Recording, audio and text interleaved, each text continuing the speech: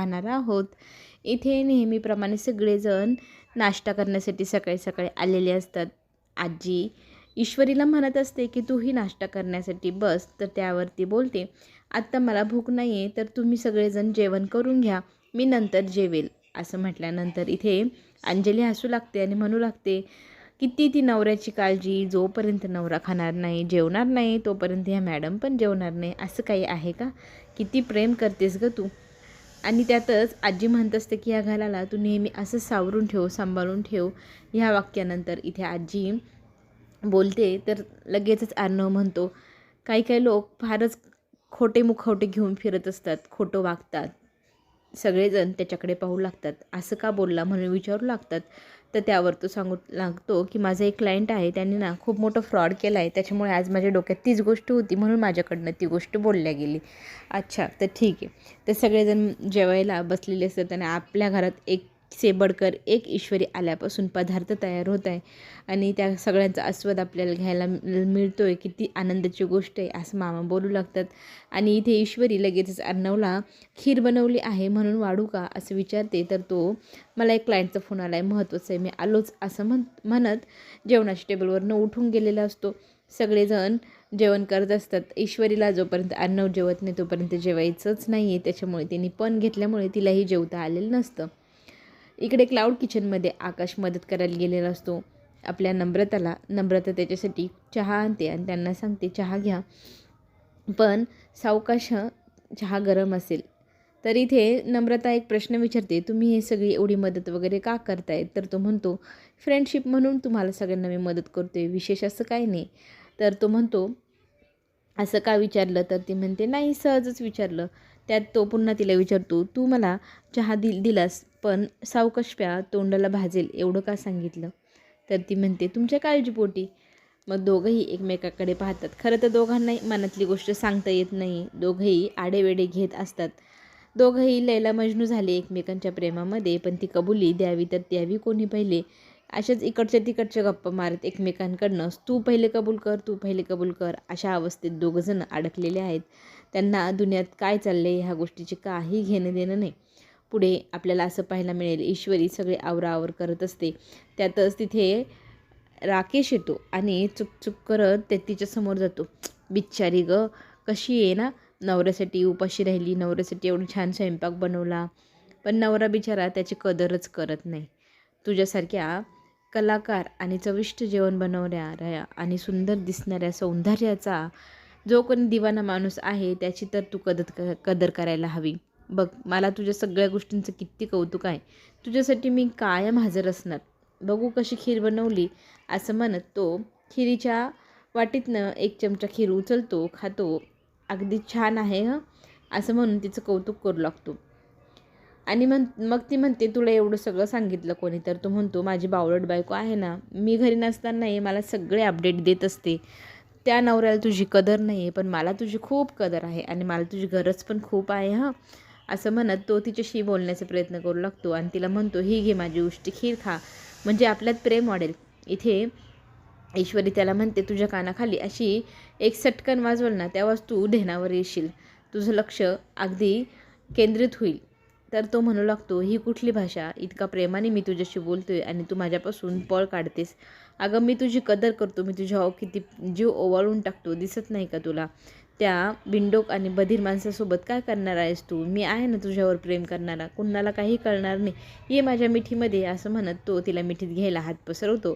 त्यातच ती त्याच्या तोंडावरती मग ग्लासभर पाणी ओतते आणि त्याला शुद्धीवर आणत ती म्हणू लागते की मी आज तुझ्या तोंडावर पाणी ओतलं आहे, तेही तुला जागं करण्यासाठी. तू कायम लक्षात ठेव की तुझ्या हातनी माझ्यात एवढं अंतर राहणार आहे की मी तुझी कधीच होणार नाही. माझा नवरा माझ्याशी आयुष्यभर भांडला ना, तरी मला हा संसार गोडच वाटेल. तुझ्यासारख्या नालायक माणसाची मला काही घेणं देणं नाही. असं म्हणून ती निघून जाते. इथे राकेशचा संताप होतो. चांगलाच धडा तिला शिकवायचा आहे.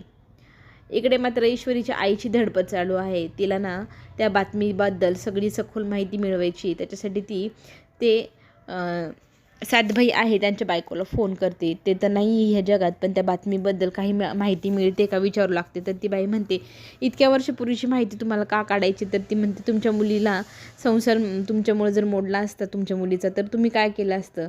माझंही तसंच झाले, माझ्यामुळे माझ्या मुलीचा संसार मोडतोय, त्याच्यामुळे मला ती माहिती पूर्ण काढायची आहे. त्यातनं मला सत्य आणि खरं बाहेर आणायचं आहे. माझ्या मुलीचा संसार वाचवण्यासाठी मी हे सगळं करते, प्लीज मला मदत करा.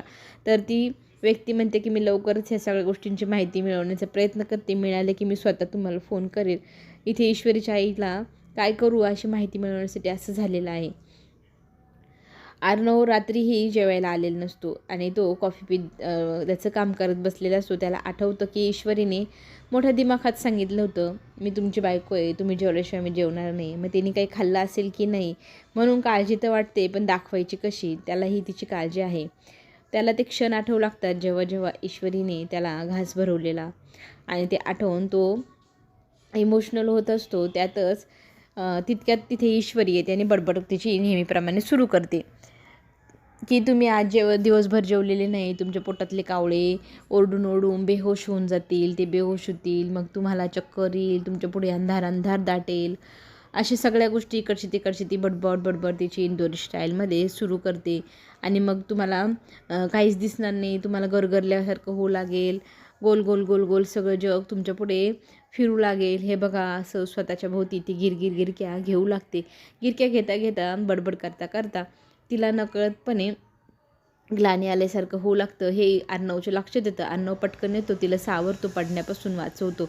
तर ती त्याला म्हणू लागते, मला माहिती आहे तुम्ही दाखवताय की तुम्हाला माझी काळजी नाही, तुम्हीही माझ्यासोबत मला शिक्षा देता देता उपाशीच आहात. माझी अशी इच्छा आहे तुम्ही जेवण करावं. तर तो म्हणतो, मला जेवायचंच नाही, तू का मला जबरदस्ती करत आहेस.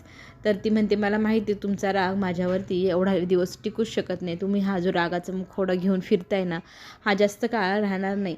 आणि आत्ता तुमचा राग घालवण्यासाठी मी प्रयत्न करते, प्लीज माझ्यावर विश्वास ठेवा आणि माझ्या आईवरती पण ठेवा. तर तो म्हणतो, मला तुमच्यासारख्या खोटाड्या लोकांवर अजिबात विश्वास ठेवायचा नाही. आणि मागे वळून पाहतो तर ईश्वरी कुठे, तर ईश्वरी जमिनीवर खाली पडलेली असते. तिला चक्कर आलेली पाहून इथे अर्णव फार घाबरतो. अर्णव मग आजीला, ताईला, मामांना हाक मारू लागतो. सगळेजण खोलीत येतात. तर ईश्वरी चक्कर येऊन पडलेली पाहून सगळे घाबरतात. ईश्वरीला मग ज्यूस इथे अंजलीताई पाजत असते आणि म्हणू लागते, हे बघ दिवसभर जेवली नाही म्हणून काय झाले. आजी पण चिडचिड करावं लागते अर्णववरती की दिवसभर पोटात अन्नाचा कणही नाही, त्यांनी तिला ग्लानी आली. खरं तर हे तुझ्यामुळंच झाले चिंटू, असं अंजली आता आरोप लावते आणि म्हणते, तू जेवला नाही म्हणून तीही जेवली नाही, तुझ्यामुळेच तिला ही चक्कर आलेली आहे. आता बस झालं हं. आजी आता अर्णववरती रागवते, चल बरं मुकाट्याने जेवायला. तर तो काहीच म्हणत नाही आणि आजी जोरात रागवल्यावरती मग तो म्हणू लागतो, बरं आजी ये तुम्ही जेवायला चला, असं म्हणत मग सगळेजण खाली निघालेले असतात. अंजली चिंटूला आवाज देऊन म्हणते, तू काय रे, चल म्हटला का लगेच निघाला. आता तुझ्या बायकोला हात कोण देईल, तिला सावरेल कोण, ती परत बिचारी चक्कर येऊन पडली तर तिला हात दे, तिच्या हाताला धरून घेऊन जा बरं, असं म्हणत तो मग हो म्हणतो ताईला. आणि ताई त्याच्याकडेच पाहत असते, तो सहारा देतोय की नाही. तिला सहारा द्यायला त्याला पाठवलेलं असतं. मग ती त्याच्या समोर उभी राहते. तिला तो जवळ हाताने धरतो आणि हळूहळू खाली पायऱ्यांनी मग घेऊन जाऊ लागतो. अंजली आणि सगळेजण खाली आलेले असतात. अंजली सगळं दोघांसाठी ताट बनवते, जेवण करा दोघंही आता, असं म्हणू लागते. तर आजीही आता एक नवीनच आयडिया काढते की आपल्या अर्णवला सांगू लागते की तू ईश्वरीला एक घास भरव. आणि तो तयार नसतो.